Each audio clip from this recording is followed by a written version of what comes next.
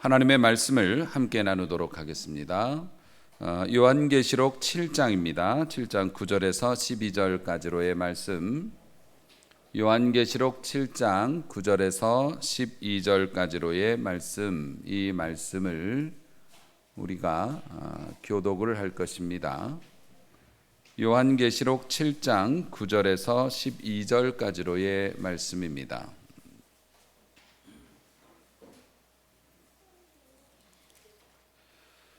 자, 9절 말씀을 제가 먼저 봉독해 올리도록 하겠습니다. 이 일 후에 내가 보니 각 나라와 족속과 백성과 방언에서 아무도 능히 셀 수 없는 큰 무리가 나와 흰 옷을 입고 손에 종려 가지를 들고 보좌 앞과 어린 양 앞에 서서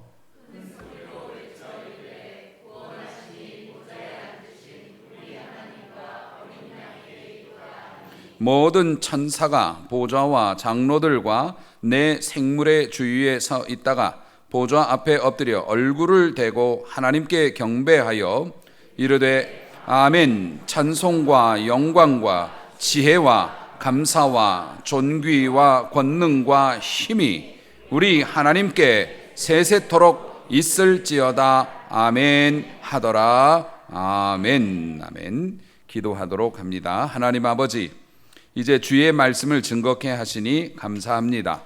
하나님, 이 말씀이 생명되고 은혜되고 축복되는 귀한 말씀 되게 하여 주시옵소서. 예수님의 이름으로 사모하며 간절히 기도 올리옵나이다. 아멘. 아멘.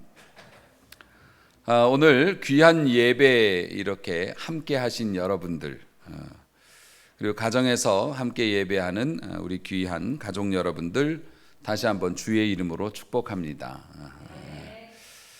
정말 오랜만에 여러분들을 뵙습니다. 8주를 쉬었어요. 8주를. 2달을 꽉 채워서 여러분들 얼굴을 못 배웠습니다. 이게 바로 생이별이죠. 그냥 그렇게 못 봐버렸어요. 여러분들은 뭐 인터넷 예배를 통해서 제 얼굴을 봤을지는 모르지만 저는 못 봤으니까 굉장히 뵙고 싶었습니다. 그런데 사실 그렇게 슬프지는 않았어요. 뭐 여러분들 못 봐서 그렇게 막 슬프고 막 일상이 막 문제가 되고 그러진 않았어요. 왜 그랬을까요? 우리는 금방 다시 만날 거라는 소망이 있었으니까. 그럼요. 금방 만나지 뭐. 소망이 있었으니까 그 소망이 우리를 붙잡고 있기 때문에 뭐 그렇게 막 슬프고 막 뭐 그러지는 않았죠. 우리 주 안의 형제들 말입니다. 우리 같이 주님 섬기는 형제들은 멀리 헤어져 있어도 또 죽음이 우리를 갈라놓는다 해도 우리는 볼 소망이 있어요. 다시 봐요. 우리는 아무리 어려운 삶이 있어도 우리가 이겨냈고 또 이겨낼 수 있는 게 뭐냐면 우리에겐 소망이 있거든요. 세상의 것에 흔들리지 않고 상황 따라 변하지 않는 완전한 소망이 우리에게 있어요. 예수 그리스도로 말미암는 하나님 나라에 대한 소망. 그렇기 때문에 우리는 뭐 흔들리지 않죠. 아직 이 질병의 또 이 환란이 종식이 되지는 않았지만은 하나님께서 우리나라와 이 백성을 참 사랑해 주셔서 요 조그만 나라가 말이죠. 병마를 하나님께서 이 땅에서 눌러주셨어요. 눌러주셨고 그것도 이 지구상에서 가장 모범적인 모습으로 이 질병을 이렇게 억제하고, 다른 나라는 아직도 뭐 난리가 아닌데 하나님께서 이 질병을 이길 수 있도록 이 나라 이민족에게 먼저 복을 주셨으니 이게 또 얼마나 감사한 일입니까? 그런 나라에 또 우리가 살고 있고, 여러분 감사하고 찬양해야 할 것입니다. 비록 우리의 삶이 쉽지 않아 보이죠. 앞으로도 또 많은 어려움을 극복해야 할 과정이 있을 겁니다. 그런다 할지라도 주님의 이름으로 하나 돼서 소망을 가지고 한 걸음 한 걸음 걸어가면 태산도 쓴물도 사망의 음침한 골짜기도 우리에게 해를 끼치지 못하게 될 줄로 믿습니다. 식사를 하고 나면 막 잔뜩 어지러져 있어요. 어제 저녁에 그러더라고요. 딸이 이거 언제 다 치우지? 그러길래 제가 생각해도 멋있는 말을 한 것 같아. 이런 거 치우는 방법은 제일 가까이 있는 것부터 우선 하나씩 드러내면 없어져. 그럼요. 한꺼번에 다 어떻게 할 수는 없지만 우리에게 오는 일들 한 가지 해결하다 보면 하나님께서 좋은 날 보게 해 주실 줄로 믿어야 할 것입니다. 오늘은 특별히 어린이 주일로 모였습니다. 매년 어린이 주일이 되면 아마 지금도 목사님들 비슷한 설교 하실 거려. 뭐 어린아이와 같이 순진한 사람이 되자. 아니면 천국은 어린아이와 같은 자의 것이다. 또 어린아이를 잘 섬기는 방법이 뭐냐. 또 뭐 자녀들아 부모의 마음을 아프게 하지 말고 또 아비들아 너희 자녀를 노엽게 하지 말라. 뭐 그 정도 우리도 이제 그런 말씀을 많이 들었죠. 그래서 이제 그런 거는 많이 들으셨기 때문에 오늘은 좀 더 심각한 말씀을 좀 드리려고 합니다. 자, 오늘 이 본문의 말씀은 요한계시록이에요. 저희가 성경 강해를 창세기부터 쭉 해오다가 요한계시록을 시작할 때쯤 이게 코로나 때문에 예배가 중단이 돼가지고 주중 예배가 중단이 돼서 요한계시록 강해가 아직 못 들어갔는데 이제 여러분들이 계속 듣게 되실 거예요. 자, 이 요한계시록의 말씀인데요. 요한계시록은 어찌 보면 무서운 책이라고들 합니다. 그래서 이 말세에 관한 두려운 환상들, 또 심판, 막 환란, 사람들이 죽는 모습들 이런 것들 때문에 사람들이 이 요한계시록을 되게 무서워하기도 해요. 그런데 반대로 이 요한계시록 안에는 일반 성경에서는 접할 수 없는 아주 찬란한 하나님의 나라에 관한 환상도 같이 등장을 해요. 그래서 이 요한계시록을 어떤 시각에서 볼 거냐에 따라서 어떤 사람들은 두려움의 대상이 되기도 하고 어떤 분들에게는 소망의 대상이 되기도 하고 그렇다는 말씀입니다. 실제로 요한계시록을 하나님께서 이제 사도 요한을 통해서 우리에게 주실 때 너무 겁을 먹지 말라고 중간중간에 그렇게 끼워 놓으셨다고 해요. 그 성경학자들의 견해는 그래요. 절망에 빠지지 않게 격려와 소망을 주시려고 천국에 관한 환상을 그렇게 보여주셨는데 오늘이 그 천국 환상 중에서 이제 하나의 모습이에요. 그 각 지파별로 구원받은 사람들, 흰옷을 입은 무리들이 등장을 해요. 그래서 각 지파별로 1만 2천 명씩 지파를 모으니까 그 유명한 14만 4천이 돼요. 참 좋은 얘기인데 왜 여러분 14만 4천 명 안에 들어가야 돼요. 근데 그 14만 4천 명 안에 들어가려면은 이 옆에 큰 교회도 안 되고 이 옆에 있는 교회도 안 되고 우리 교회로만 와야 돼. 14만 4천이 되려면 우리 교회에 그 예수님하고 아주 친하고 또 예수님의 환생이라고 할 수도 있는 그런 분이 있어. 이게 이제 신천지예요. 아시겠죠? 근데 14만 4천 안에 들어가야 되는 건 맞는데 이 14만 4천이 우리가 아는 수학적인 숫자가 아니에요. 상징적인 숫자이지요. 그 못된 신천지만 해도 벌써 20만이 넘어가고 있는데 그게 말이 돼요? 그러니까 그거는 이제 상징적인 숫자인데 어쨌든 그분들이 구원받은 이제 그날에 흰 옷을 입고 하나님을 찬양하고 하나님께 경배하고 막 이런 정말 이 벅찬 모습이 오늘 본문에 나타나 있어요. 그 하나님 앞에 막 찬양하는 그런 모습, 영광과 능력과 권세와 존귀가 우리 하나님 앞에 있으며 막 이렇게 찬양하는 모습, 그리고 막 경배하는 그런 모습들 얼마나 좋아요. 거기에 여러분이 계시다는 겁니다. 우리가 거기에 있을 거라는 거예요. 아멘, 아멘. 신천지 교회 안 가도 우리는 거기에 있을 거라는 거예요. 그 흰옷 입은 무리들 속에. 그런데 이렇게 이제 이게 최종 승리인데요. 우리가 마지막에 환란도 받고 7년 대환란도 있고 뭐 이런저런 것들이 있지만 결국 우리의 운명은 흰옷을 입은 무리들 속에서 하나님을 찬양하는 것으로 종결지어진다. 이게 이제 성경이 우리에 대해서, 우리의 미래에 관해서 주시는 축복의 말씀인데, 이런 최종 승리는 어떤 사람이 맛보는가? 그동안 우리가 증거했던 하나님의 말씀이나 성경을 통해서 우리가 대략적으로 보면, 일단은 이제 구원받는 사람이니까 구원의 확신, 내가 구원받았다고 하는 확신이 있는 사람이 그 자리에 설 수 있겠죠. 10절 말씀을 보니까 이렇습니다. 구원하심이 보호자에 앉으신 우리 하나님 그리고 어린 양에게 있도다. 아멘. 아멘.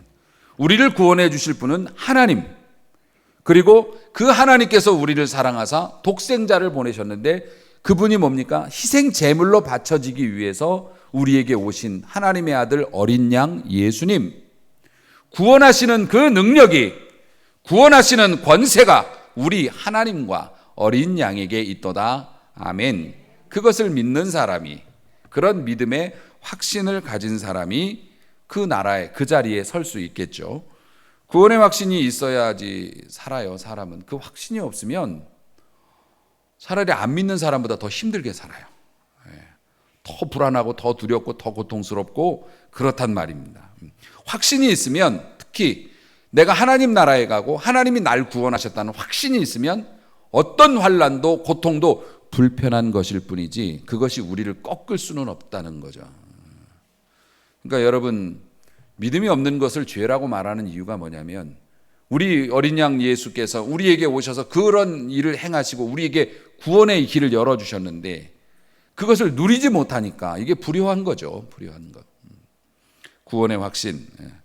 그래서 말세에는 이런 때도 마찬가지지만 사실 돈보다 또 마스크보다 더 중요한 게 믿음이에요. 하나님을 믿는 믿음. 자, 구원의 확신도 필요하고 그 나라 그 자리에 서기 위해서는 승리의 확신도 필요합니다. 우리가 반드시 이길 거라는 것. 9절 말씀을 보니까 각 나라와 족속과 백성과 방언에서, 그러니까 세계 모든 사람들 중에서 아무도 능히 셀 수 없는 큰 무리가 나와요. 카운트가 안 될 정도로 많은 사람들이 나와서 흰옷을 입고 손에 뭘 들어요? 종려 가지를 들어요. 종려나무 가지를 들고 보좌 앞과 어린 양 앞에 섰다, 이렇게 돼 있어요. 이 종려나무를 가지고 찬양하는 모습이 뭐냐면 승리의 확신이에요. 종려주일에도 그랬습니다마는 종려가지를 흔든다는 건 개선 장군이나 왕이 들어올 때 이 환영하는 모습이거든요. 그러니까 우리가 성도들이 마지막에 승리의 노래를 부를 것이라고 하는 그런 환상이고, 사실 이게 요한계시록의 핵심 메시지예요. 환난도 있을 것이다, 심판도 있을 것이다, 천사가 이 땅에 뭐 사람들을 4분의 1을 죽이고 뭐 이런 것들이 있을 것이다. 하지만 구원받기로 예정되어진 하나님의 자녀들은 최후 승리를 거두고 그 나라에 서게 될 것이다. 세상에 어떤 것들이, 어떤 일들이, 어떤 심판이, 어떤 환난이 온다 해도 우리는 그 자리에 서게 될 것이다. 우리가 승리하게 될 것이다. 왜냐하면 하나님이 이기셨고 예수님이 이기셨고 우리가 하나님의 자녀이기 때문에. 아멘. 이게 요한계시록의 핵심 메시지라고요. 이 정도 심한 환난이 있다. 하지만 하나님을 섬기는 자들은, 구원의 확신이 있는 자들, 하나님 앞에 승리의 확신이 있는 자들은 그 자리에 설 것이다. 사도행전에 보면 그 바울이 막 전도를 하고 다니다가 예루살렘에 올라갔어요. 사역 말기예요. 예루살렘에 올라갔을 때 사람들이, 기도 좀 하는 사람들은 하나님의 뜻을 알게 되지 않습니까? 사도 바울 주변에도 기도 좀 하는 사람들이 있었겠죠, 당연히. 그 사람들이 기도해 보니까 사도 바울이 이번에 예루살렘에 올라가면 다시 얼굴을 못 본다는 거예요. 그런 감동이 와요.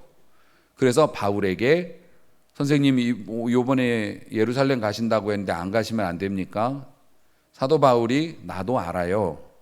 당신들을 못 보게 될 걸 알아요. 왜냐하면 거기서 체포가 돼서 로마로 가게 되거든요. 그리고 로마에서 순교를 하기 때문에 알아요. 하지만 내 맘대로 이게 하는 게 아니에요. 옛날에는 죽음을 피해서 더 달아난 적도 있었지만 이제는 하나님께서 나에게 감동을 주셨어요. 그 감동의 메시지가 뭐냐면, 담대하라. 내가 예루살렘에서 나의 일을 증거한 것처럼 로마에서도 증거하여야 하리라.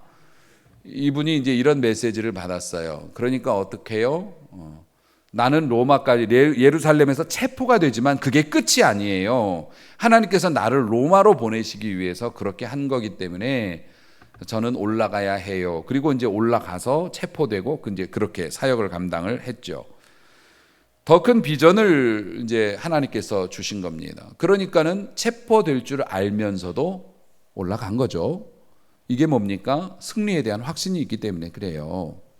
예수님께서 죽으실 줄 알고 예루살렘으로 올라가셨어요.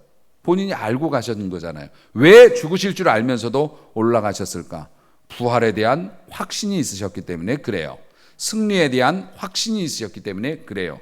우리가 왜 어려운 환경 속에서도 하나님을 섬기고 이렇게 하나님 앞에 나오는 것을 사모하고 이렇게 하나님 앞에 애를 쓰면서 믿음 생활을 할까? 우리에게 승리의 확신이 있기 때문에 유리함과 불리함을 떠나서 하나님을 섬기려고 우리가 애를 쓰는 것이라는 거죠.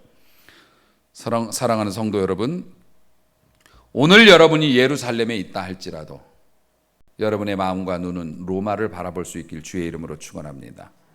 오늘 사는 게 곤란하고 오늘 위험한 일이 있다 하더라도 내 형편은 예루살렘이어도 내 눈은 로마를 향하는 은혜가 있기를 다시 한번 주의 이름으로 축원합니다. 성도는 아무리 나가 떨어져도 은혜 밖으로 나가 떨어지진 않아요. 실패할 수도 있죠. 질 수도 있어요. 떨어질 수도 있죠. 잘못될 수도 있어요. 하지만 은혜 밖으로 나가 떨어지는 사람은 없습니다. 하나님의 은혜로 다시 우리를 이끌어 주시고 다시 세워 주시고 그럼요. 하나님 계시잖아요. 하나님 계시잖아요. 자, 이렇게 우리가 승리에 대한 확신을 가져야 한다는 거고 또 하나님의 존재에 대한 확신도 있어야 돼요. 그 나라에 갈 수 있는 사람들은 그런 게 있어요. 사람들은 고통이 오면 이번에도 마찬가지지만 고통이 오면 왜 이런 일이 생겼을까에 대해서 궁금해해요. 내 삶에 갑자기 없던 어려운 일이 생기면 왜 나한테 이런 일이 생겼지? 라고 이유를 찾으려고 그래요. 그래서 무리하게 그 이유를 찾다가 상처받기도 해요. 사람들은 목사님들이 이제 설교하시면서 이 코로나19가 왜 이 땅에 왔겠습니까? 하나님이 교만한 우리들을 심판하신 거예요라고 설교를 하셨어요. 그걸 가지고 뭐 뉴스에도 나오고 난리도 아니었어요. 옛날 동일본 뭐 대지진 쓰나미가 하나님의 일본에 대한 심판이라고 설교해서 아주 전국적으로 욕을 드신 분도 계세요. 여러분은 어떻게 생각하십니까? 이 코로나19가 하나님의 심판이라고 생각을 하십니까?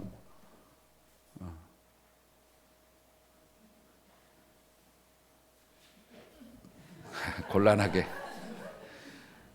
욕을 드시려면 목사님이 말하고 욕을 드시지 왜 우리까지? 아니 그러면 하나님의 축복이에요? 그건 아니잖아요. 심판이실 수 있는 거죠. 그런데 여러분, 사람들은 하나님의 심판이라고 그러면 왜 이렇게 발끈하는지 몰라. 그런데 사실 저는 어떻게 이걸 보느냐면 이런 질병이나 뭐 일본 대지진이나 이런 것들, 그러니까 국가적인 재난이나 세계적인 이유를 알 수 없이 또 불쌍한 사람들도 많이 죽고 그러잖아요. 이런 일들을 제 개인적으로 보면 하나님의 섭리라고 봐요. 태풍하고 마찬가지예요. 태풍이 하나님의 심판입니까?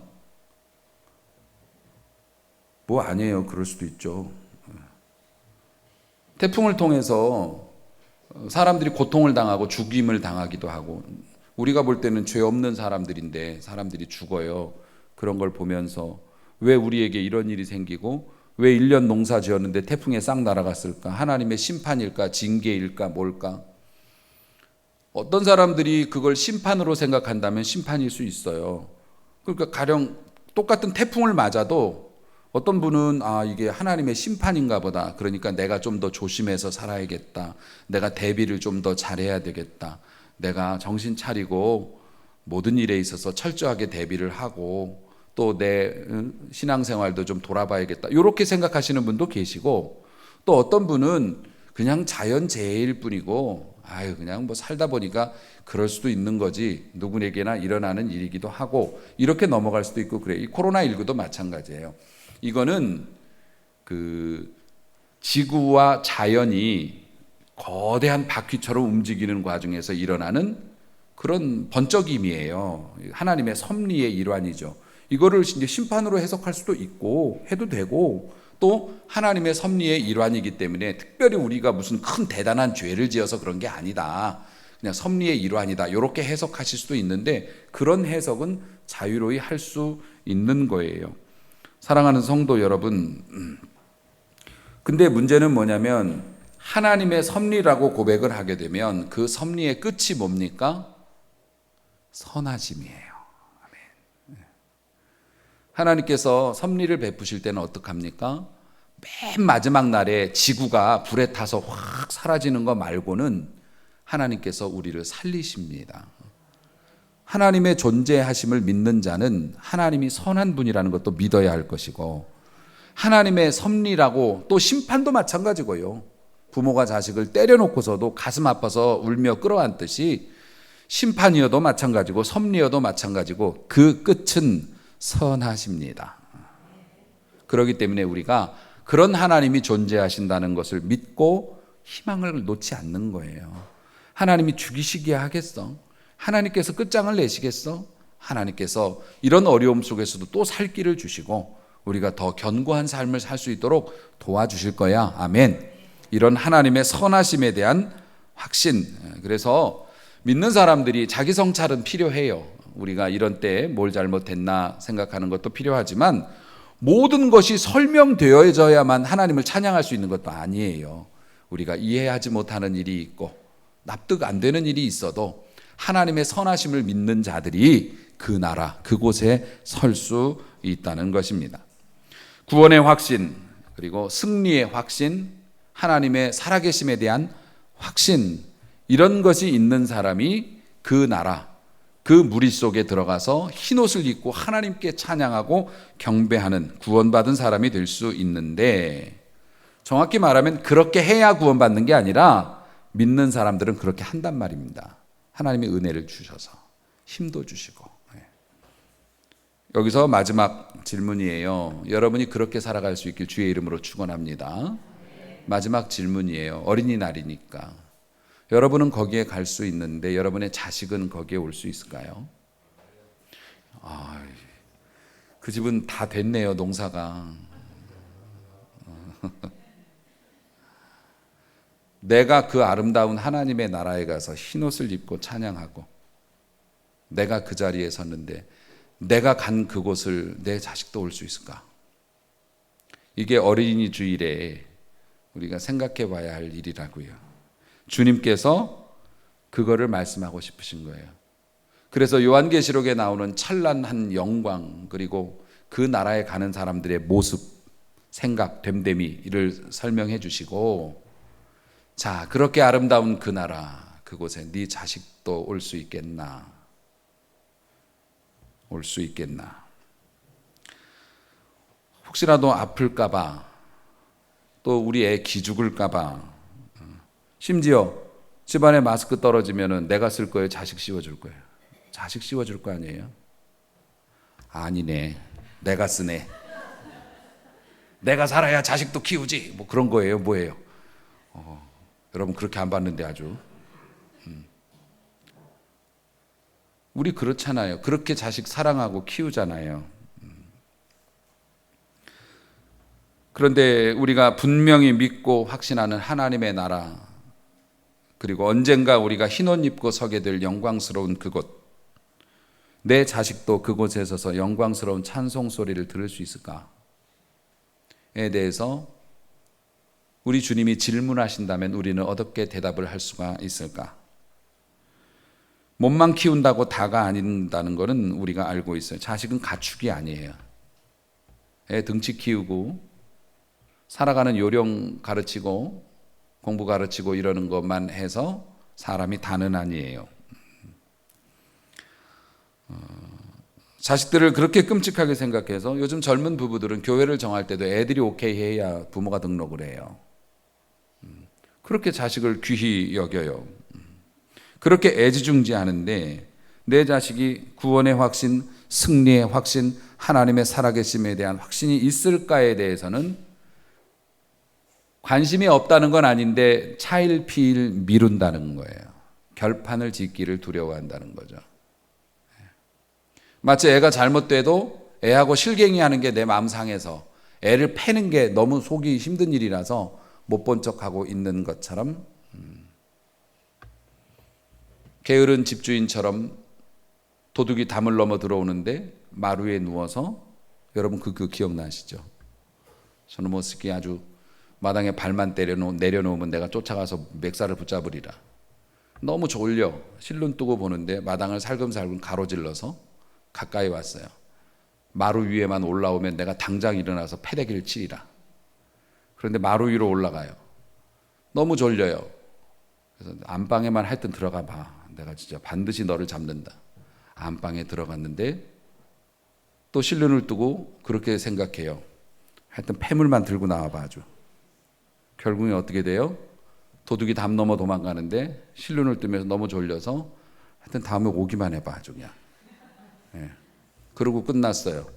우리가 자식을 그렇게 끔찍이 사랑하고 뭐가 중요하다는 거 아는데 믿어야 한다는 말, 교회 가야 한다는 말 그동안 여러 번 해봤는데 안 들었다고, 애하고 다시 감정 소모하기 싫다고, 그런 말 하면 집에 안 온다고 그랬다고, 잔소리라고 그랬다고. 지금 그 문제가 아니에요. 우리가 애를 사랑하지만 그런 자꾸 미루는 모습 때문에 그 아이가 한 번 잘못, 고속도로에서 한 번 잘못 길 들어가면 얼마나 많이 돌아가야 돼요. 그렇게 지나치는데도 영적인 어떤 그런 부분에서 우리가 더 영향을 끼치기 위해서 애쓰고 수고하는 모습. 어린이날, 물론 여기 이제 우리 어린 친구들이 있지만 로봇 장난감 사주고 너 놀아, 그리고 엄마는 부부의 세계 보고, 그러면 안 되잖아요. 같이 놀아야지. 이런 어려운 시기에, 이런 막 우리가 듣도 못했던 이 환란의 시대에 부모들이 신앙적으로 어떤 선택을 하고 어떤 말을 하고 어떤 움직임을 보이는지를 자식들이 뒤에서 다 뛰어다니면서 공부하고 카피하고 있는데, 나도 커서 저래야지. 우리는 어떤 모습으로 자녀를 영적으로 섬기고 있는지에 대해서, 우리가 하나님의 나라와 천국의 소망과 승리, 최후 승리에 관해서 말씀을 들으면 우리가 감동하고 우리도 그곳에 갈 수 있을 거라고 나는 믿습니다라고 확신하지만 실제로 내 자식 데리고 갈 수 있을지, 내 자식도 내가 서 있는 그곳에 올 수 있을지 질문을 하라, 주님이 말씀하시는 겁니다. 사랑하는 성도 여러분, 행복의 원천이 뭡니까? 하나님이십니다. 또 축복의 원천이 누구입니까? 하나님이십니다.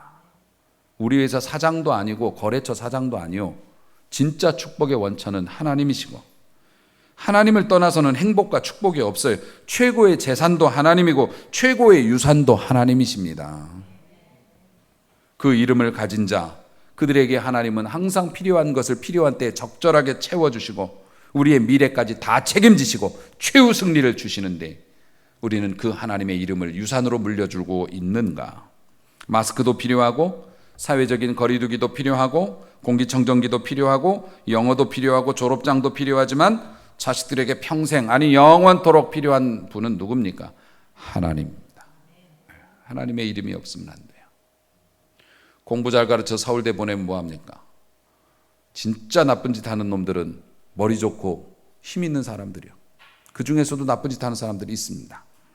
하나님이 자식들에게 있어야 합니다. 저는 여러분이 참 지혜롭다고 생각을 해요.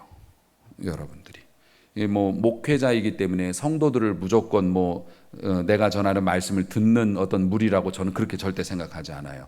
저는 식사를 할 때도 꼭 저보다 연세가 더 드신 성도님이면 드신 다음에 저도 먹는 걸로 배웠어요. 지금도 그렇게 하고 있고, 제가 훌륭하다는 게 아니라 우리 성도님들이 훌륭하신 분들이라고 저는 생각해요. 굉장히 지혜롭고 또 학문적인 수준도 저보다 높은 분들도 여기 많이 계시고, 또 연세 드신 우리 어르신들 같은 경우에는 제가 경험해 보지 못했던 수많은 일들을 다 겪으시면서 이기고 여기까지 오신 분들이기 때문에 목회자도 성도님들을 개인적으로는 존중하고 존경합니다. 자식을 이렇게 키워라 저렇게 키워라 제가 여기서 말할 자격이 있는 게 아니에요. 여러분들도 자식 다 키우셨고 여러분들도 경험이 풍부하시기 때문에 자식은 이렇게 키워야, 그게 다 잔소리일 뿐이에요. 그런 건 여러분들이 저보다 더 잘 아셔요. 사회생활, 경력, 지식, 통찰력 대단하시고, 특히 요번에 우리가 8주 동안 예배를 이제 모여서 못 드리면서 참 감탄한 것이 있어요. 다른 교회들이 모르겠습니다. 이게 좀 조심스러운 말씀이긴 한데, 뭐 현장 예배를 고집하는 이유가 뭐 헌금 때문이다, 뭐 성도들이 모이지 않으면 헌금을 하지 않는다. 저희 교회는 그렇지 않았어요. 물론 예전 같지는 못했지만 그래도 걱정했던 것만큼은 아니에요.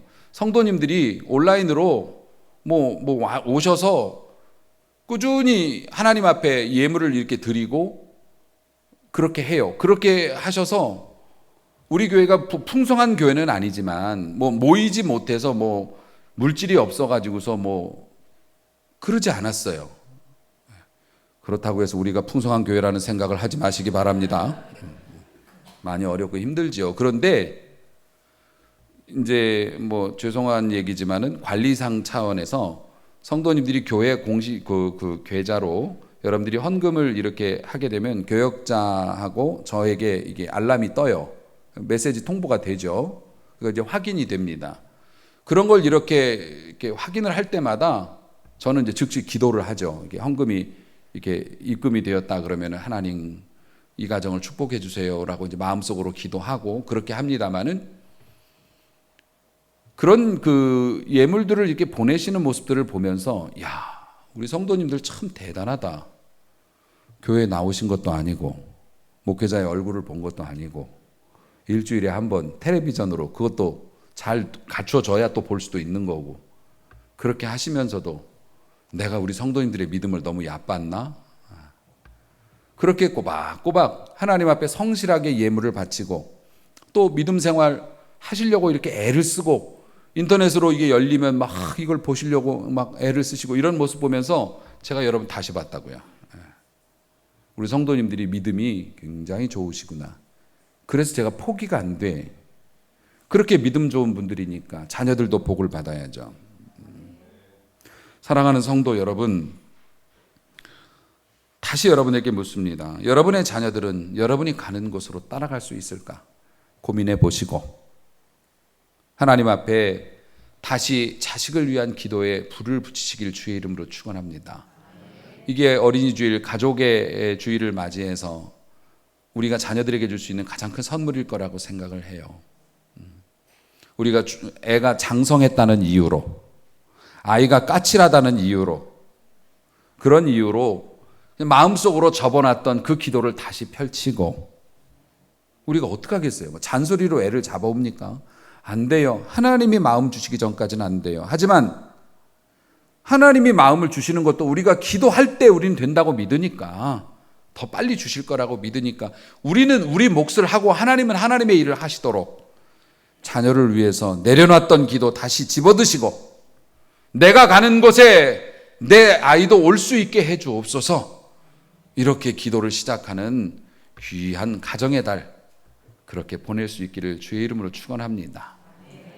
질병의 소문으로 세상이 난리가 뒤집혀도 꽃은 묵묵히 피고 봄은 이렇게 와서 우리를 스쳐 지나갑니다. 이렇듯이 이렇게 세월은 우리의 곁에 우리가 어쨌든지 간에 스쳐 지나가고 언젠간 우리가 주님을 만날 때가 올 텐데, 그때 마지막으로 하나 더 우리가 하나님 앞에 찬양하고 영광 돌리고 구원받은 것처럼 내 가족들도 그렇게 구원받게 해 주소서. 이 기도로 다시 한번 우리가 믿음을 재정비하고 자녀를 위해서 헌신할 수 있는 귀한 부모로 쓰임 받을 수 있기를 주님의 이름으로 축원합니다. 기도하겠습니다.